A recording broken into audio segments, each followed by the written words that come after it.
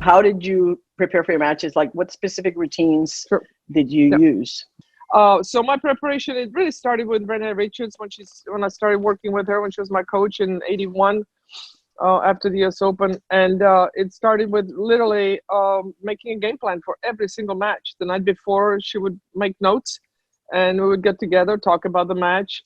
Then, of course, during the practice days, we would work on specific things. So then when she gave me the game plan, she knew I could execute it. No point telling somebody to hit a short cross-court slice when they don't have a slice.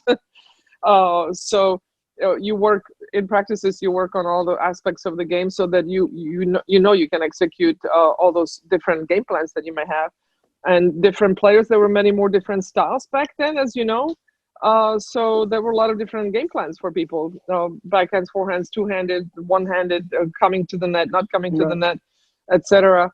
Or big serve, not much else. So you just we would make that plan. And then the day of the match, I would hit for about 45, 50 minutes, kind of ran through my drills, got the heart rate going.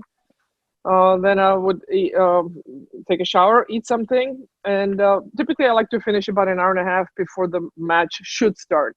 Of course, when you're third, fourth match on, you don't know exactly when you're going to start, but I try to finish about an hour and a half to 2 hours before the match, so then I would have time to shower, eat, rest, and then get ready to play again. So, well, what about your mental preparation? That's what I was curious about. Yeah, well, the mental part was the game plan, really, because if you have clarity of what you want to do, then kind of the nerves go away. Of course, everybody feels the nerves, but it's how you handle it. Renee Richards taught me the one invaluable lesson was you can only hold one thought at a time.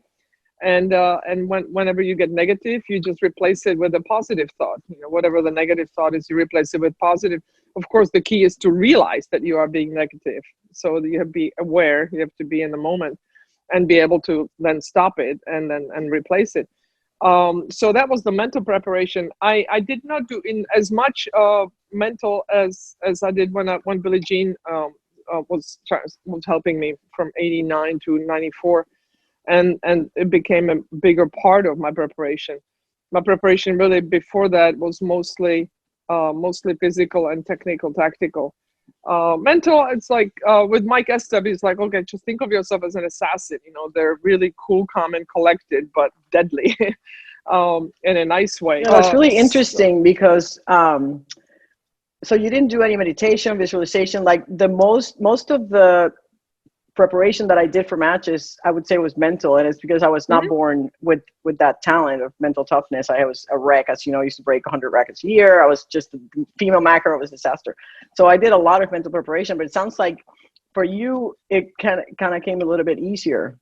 Well, I did a lot of mental image visualization. Like visualization. So I would go through, okay, I served there, and then I imagine myself hitting the shots, executing the game plan in a positive way, kind of run through the most likely scenarios. But that was maybe 5 to 10 minutes of quiet time just before the match.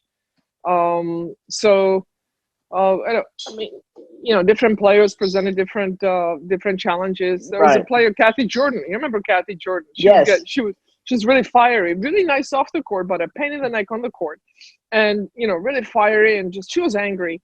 And I found myself being angry when I was playing her because I would take on her energy. And and I learned to, somebody said, just put a mirror between you so that you throw it back, so it doesn't bother you. And so mental imagery, and I did it, and it worked like a charm. And I didn't get angry. I was happy, and I played so much better because of it. So I take on the energy of that other player, Barbara Potter. She was a lefty, big serve, but very stilted. And I found myself when I was playing her, again, I was like starting to get, like mimicking her. She was very unique. She was very unique, and she was an awkward player to play against. And so again, I put that little wall between us, and then I was flowing. I was playing much better. So I learned to stay on my side of the net, basically. Yeah. So do you remember going to the Deepak Chopra Center in 1992? Yeah. We learned transcendental meditation, and that changed my career. I went from which was in April, and I won 6 Grand Slams in a row and the Olympic gold medal after learning how to meditate. Did you practice any of the diaphragmatic breathing through your career and the meditation? I did. I remembered the breathing. Also, mostly breathing through your nose so that you don't, over train and over hyperventilate, whatever. You just calm yourself down. But I did the meditation, Gigi. I had to stop. I had to stop after about 2 months because that was too peaceful. Oh, interesting. See, like everybody's different, right? I couldn't get fired up. I would, I would be like, oh, another double fault, no big deal. I couldn't get fired up playing. Oh, I never got into that space where you are that assassin, where you're peaceful but switched on. I was just peaceful. I get that. On. Yeah. So I had to stop. I had to stop. It was great for everyday life. Nothing was aggravating me. I'm driving. I'm like, oh, after you. People would do some stupid thing and I would wave at them. They were expecting me to flip them off and I would wave at them. They're like, oh, okay. It was great for everyday life, but for me, it certainly did not work for tennis. That was too peaceful. Go figure.